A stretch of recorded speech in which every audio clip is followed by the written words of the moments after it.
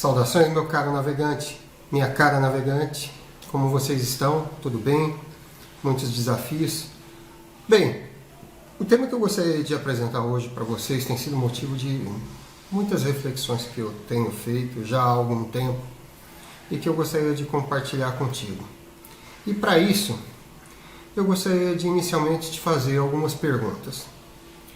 Você, em algum momento, ficou com certo receio de apresentar suas credenciais acadêmicas ou profissionais? Ou seja, em algum momento você ficou com receio de, ao falar da sua competência profissional ou da sua formação acadêmica, você ficou com receio de se expor demais, no sentido de acharem que você, entre aspas, estava se exibindo? Ou uma segunda pergunta: em determinado momento, ao se discutir este ou aquele tema, você ficou com receio de discordar de alguém e apresentar fundamentos a partir das leituras que você fez, da formação que você tem, e você se ausentou de se expressar com medo de que, ao fazer isso, as pessoas achassem que você era uma pessoa muito arrogante, orgulhosa, enfim? E, por fim, uma terceira e última pergunta. Em algum momento, em alguma prática qualquer, quer seja nas artes ou nos esportes, enfim, você ficou com receio de demonstrar as habilidades que tem próximo a alguém que talvez não tivesse a mesma habilidade que você tem, né? E você se eximiu de mostrar essas habilidades tuas, com receio de que isso viesse a provocar no outro a impressão de que você estava se exibindo, de certa forma humilhando ele, enfim. Bem, se você em algum momento passou por essa situação, eu penso que você não é diferente de muitos de nós, e vez ou outra eu confesso a você que já passei por uma situação semelhante. E nas reflexões que fiz, eu considero que essa postura representa um problema cultural que nós temos em nosso país. E qual é? A nossa obsessão com a humildade. Veja, aqui no Brasil nós achamos que necessariamente temos que ser humildes. Só que, veja só, primeiro se depreende que humildade é uma virtude universal. Não é, nós vamos ver daqui a pouco. E segundo, que a humildade é uma forma de, digamos, você respeitar o outro. Será que é? Bem, para você ter uma ideia de como isso é sério, aqui no Brasil, no contato que eu tenho com os meus alunos, vez ou outra, quando ele vai intervir em alguma colocação de alguém ou vai manifestar algo que ele tem, possui, uma qualidade, enfim, ele introduz aquela contestação ou a apresentação da qualidade que tem por meio da seguinte fala: na humildade. Ou seja, olha, você que está me ouvindo, na humildade, olha, eu discordo de você, porque eu sei que, e me informei a respeito disso, e não é assim, enfim. Bem, então veja, a humildade enquanto virtude virou uma obsessão nacional. E ela está em todos os momentos, em todos os lugares. E aí, eu te faço uma pergunta: será que de fato a humildade é uma qualidade, uma virtude? Bem, a resposta que eu vou te dar é surpreendente: não. E essa resposta é surpreendente, por outro lado, mostra uma característica da filosofia. Ela muitas vezes contesta algumas impressões que nós temos a respeito da realidade que talvez não seja tal como nós acreditamos, enfim. Então, especificamente em relação a esse tema, a humildade ela tem sido questionada na filosofia a respeito da condição dela de ser virtude ou não. E um dos primeiros filósofos que tratou desse questionamento foi Aristóteles. Veja, Aristóteles, para você que está se iniciando na filosofia, foi um pensador grego, discípulo de Platão, enfim, inovador em muitas áreas, pai da lógica, né?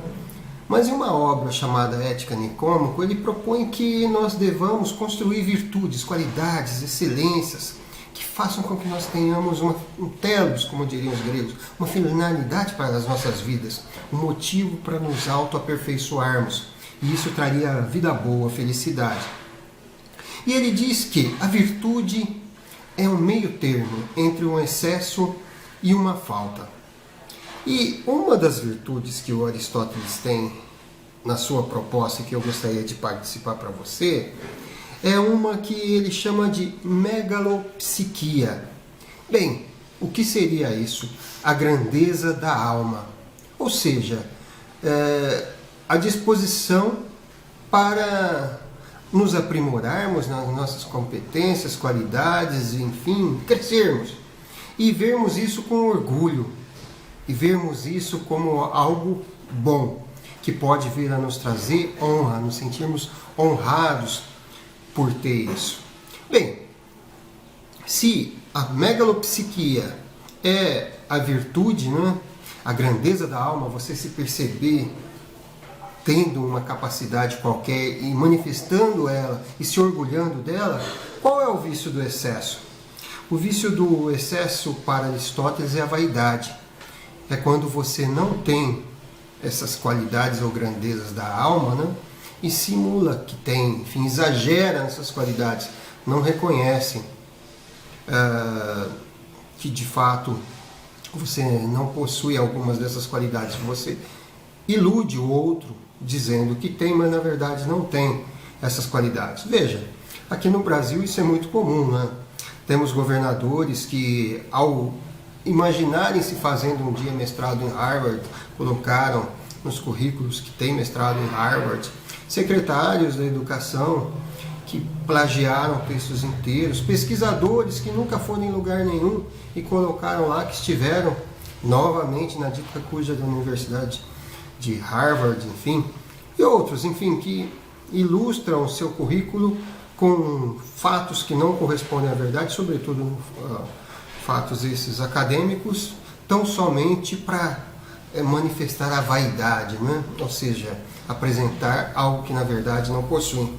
Bem, esse seria o vício do excesso. E o que seria o vício da falta para Aristóteles? É justamente a humildade. E o que é a humildade? Você não perceber ou esconder de si mesmo as qualidades que possui. E aí eu lhe faço uma pergunta, será que vez ou outra, nessa obsessão que nós temos aqui no Brasil com a humildade, nós não estamos sendo levados a esconder de nós mesmos as nossas qualidades e termos vergonha delas? Enfim, essa é a primeira questão que eu te faço. Bem, e nesse sentido, veja só um texto específico que eu trouxe aqui para vocês, que traz essa consideração de Aristóteles.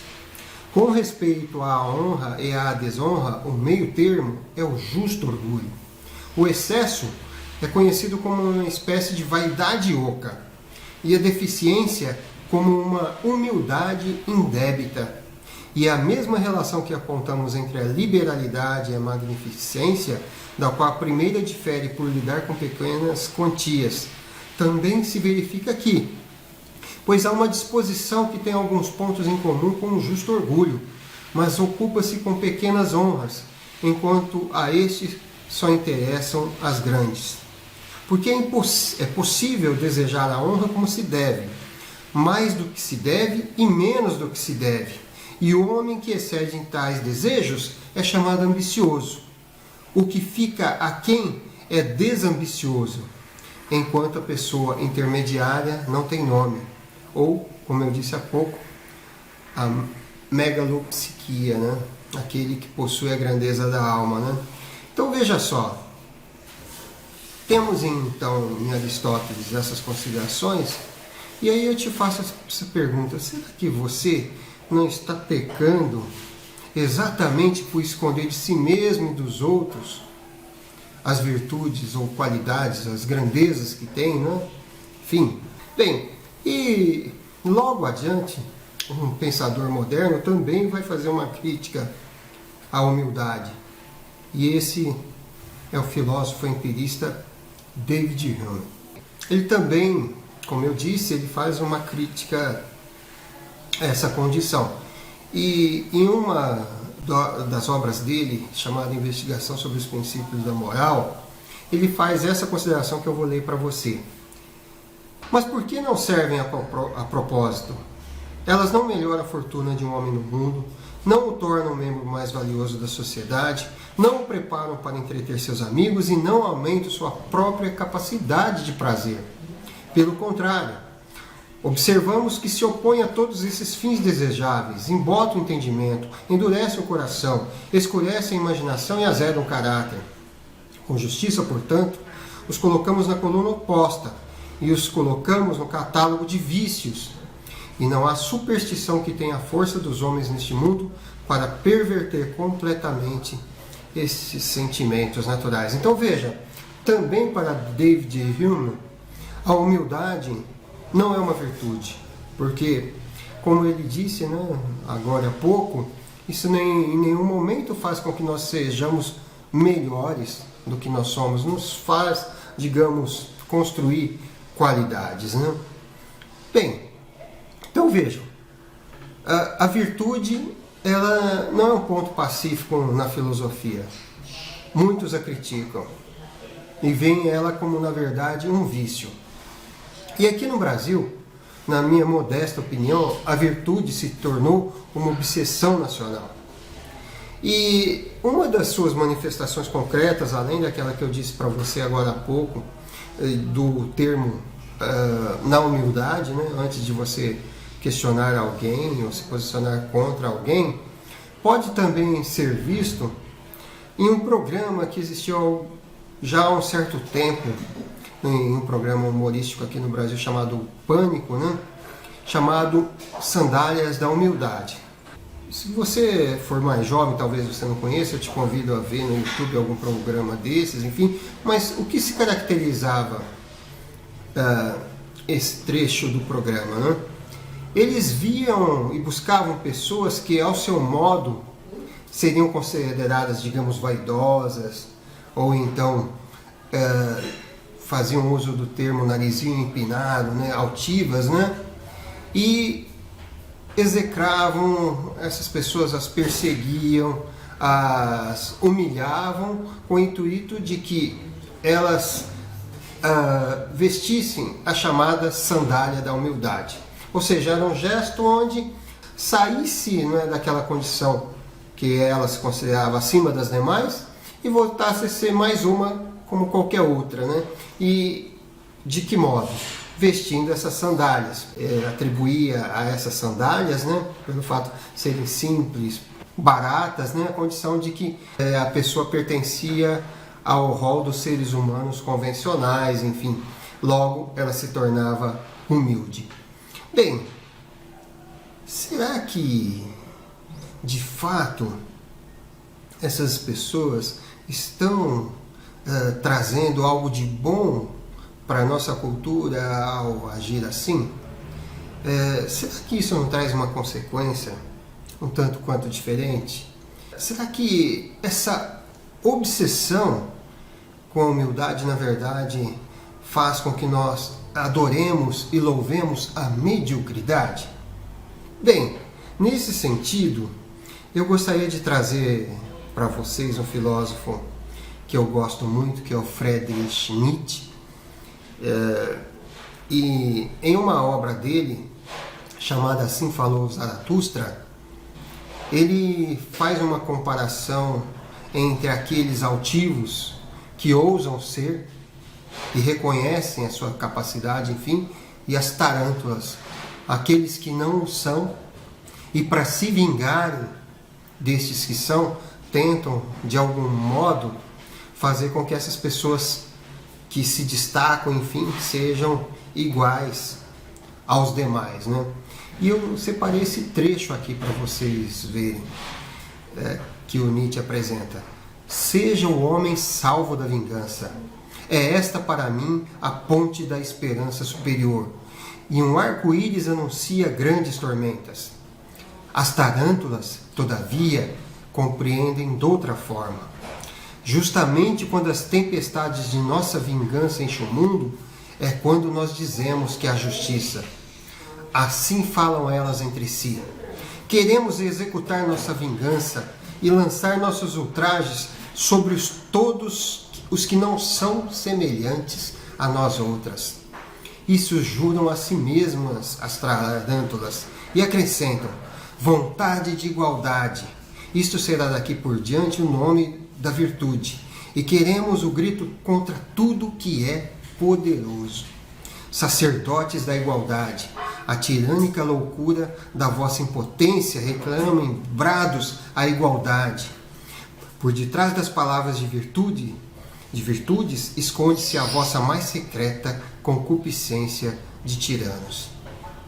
Então veja, nesse pequeno trecho, ao se referir às tarântulas, ele faz alusão ao que nós chamamos na filosofia Nietzsche de ressentimento, a vingança do ressentido.